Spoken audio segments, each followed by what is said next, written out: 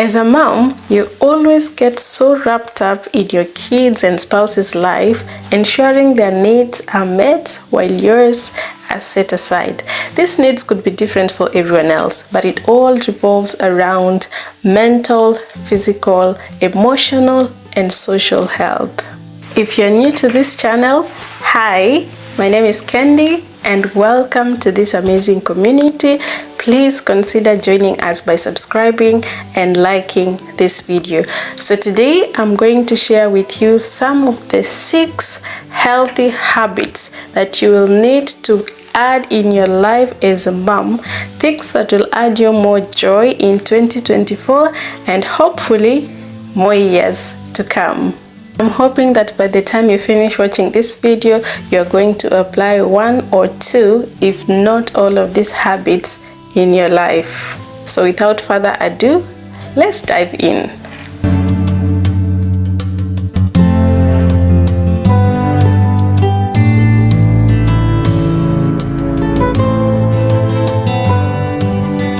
One of the things that I've really worked on over time is having a personal reflection time. This could be in the morning before everyone wakes up, or at night when everyone else is asleep. You could start or end the day with an intention, add practices like Bible study, journaling, reading a book, or simply taking a few moments for yourself. Personally, I do this every night when everyone is asleep, since I'm not a morning person. I do spend time either journaling, watching a movie, or catching up with social media. Basically just doing things that will reignite and recharge my soul.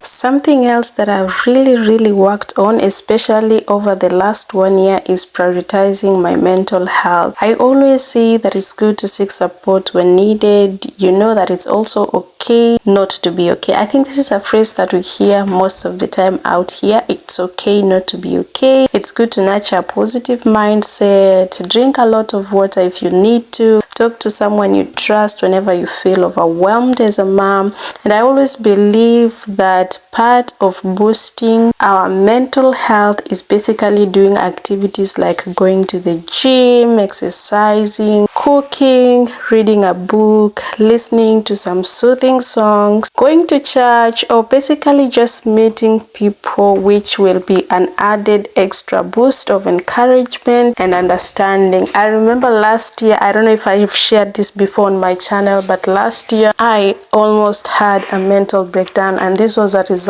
of just moving from one country to a different one that is totally different from what I was used to. And I think what gave me so much tension was the fact that I am a mom of 3 kids, and I was here and I have no support. I have no nanny. I have no close relative nearby who could come and support me whenever I feel overwhelmed. And I wasn't basically used to this kind of life, just being alone in the house with the kids alone, and also just being indoors most of the time. It was really a struggle for me, and I had migraines. I think I've shared this before. I had headaches. I would pop into the doctor all the time. I would take painkillers all the time. Headaches that were not going off in the night, during the day. It was a lot, and it was like a wake-up call for me to just take care of myself. And I set an intention to do that because I knew that there is me, and then there is my kids, and then there is my spouse. That means I needed to take care of myself because they need me, if you get what I mean. So mental health for me right now is a very huge priority. I try as much as possible to just focus focus on me and do things that are really working. One of the things that really work for me is basically cooking and listening to songs or watching a movie. Journaling also has been part of a huge help for myself. So maybe if you're going through a lot of struggle, you might not really understand what it is. It could be mental, but you definitely need to be around people you trust. You definitely need to start some of these activities that I've mentioned here.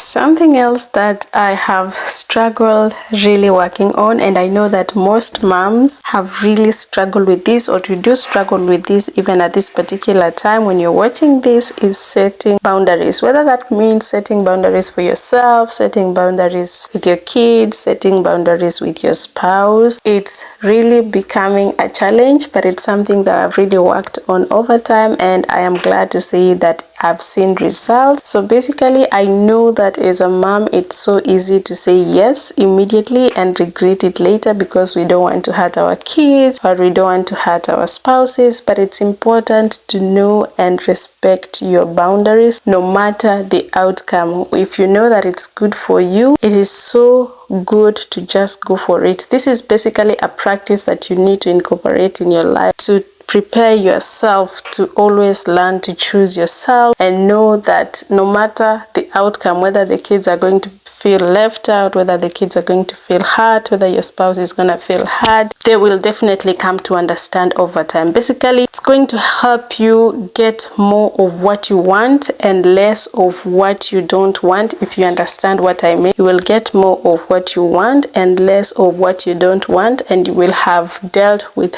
regret, not regretting later or feeling bad that you did that or you didn't choose yourself and all that. I'm hoping I'm really making sense. So the goal basically is to create healthy boundaries for yourself that will help you say no when you actually mean no, and not say no when you meant yes, or yes when you meant no.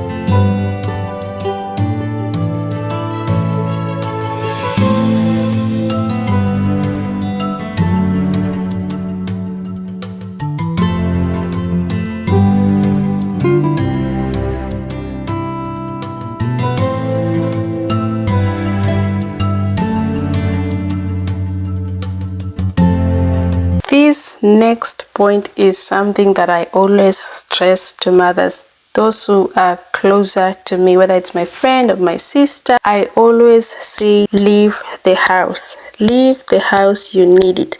You need more time outdoors. There's something so wonderful about going out, about being out, whether it's taking a walk, going to the supermarket, going for an appointment, or just visiting a friend. It boosts the feel-good hormone and melts away the stress, and you also get to be able to sleep better at night. If you have experienced this, then you definitely know what I mean. Whenever you go out, there's some free energy out there. There's some free vibe, new vibe, fun vibe. You just get to meet people, or basically even just seeing and observing and looking at how people are going about their normal daily lives. You just feel so different rather than being locked in a house with children and you feel lost. It's like the same normal routine every day. Wake up, take care of the kids, clean, cook, go to bed. The next day, same routine over and over again. If you must take care of yourself, then you need to leave the house. Whether you have something to do or you have nothing at all to do, I insist, leave the house. Personally, for me, my husband works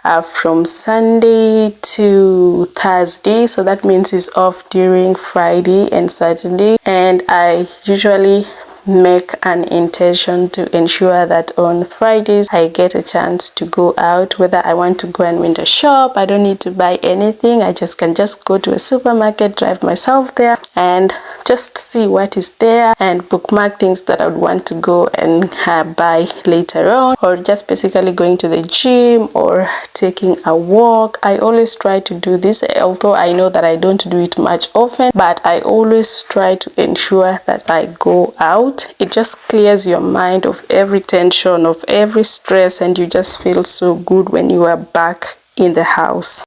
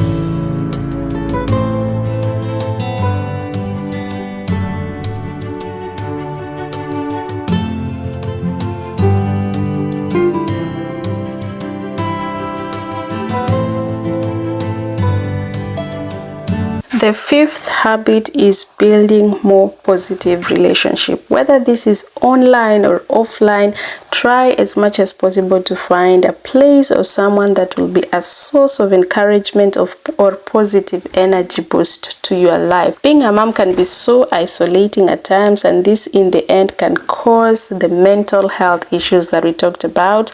I always believe that every mom needs at least 1 or 2 moms to share the joys and the struggles of motherhood with. For your own sanity, we all crave to be fully understood, and mom circles offer such spaces. Personally, I have shared this before. I find this place to be a church within the home premises where I live, my fellow mom neighbors, and online communities on Facebook. I have so many Facebook groups that I joined back at home and here where we live right now, and trust me, it really helps a lot. Sometimes you don't know what to get where, sometimes you feel stressed, sometimes you just don't know what to do, and I see people just going to these groups and posting and saying, guys, I'm so overwhelmed today, I feel like the world is crumbling down and I'm so tired and I have these babies and I don't know what to do, and you would see people offering, where are you? Let me know your location. Maybe I can come and help you clean the house. I can come and support you. I can come and take you out for coffee. Some things as simple as this. If you watched my previous video, I shared about asking for help. I said it's okay to ask for help. There are people who are ready to always help and support. So just go out there, just talk about it, post in these Facebook groups. I mean,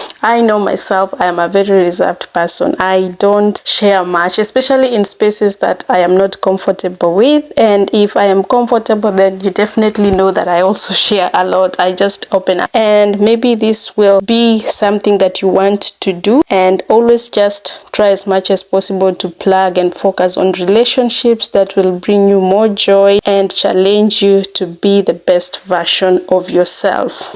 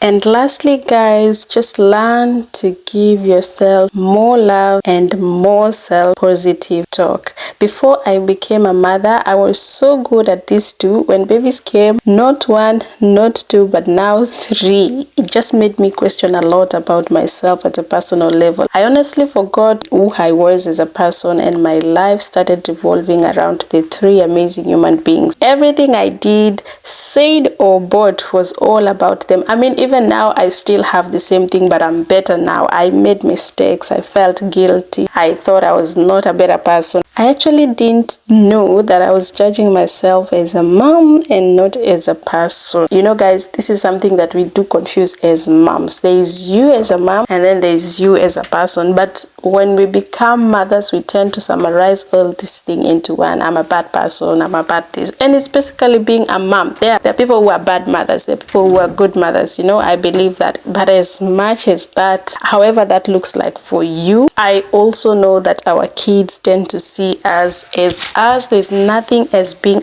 a bad mother. God does not make mistakes. This is always something that I do believe in. God does not make mistakes.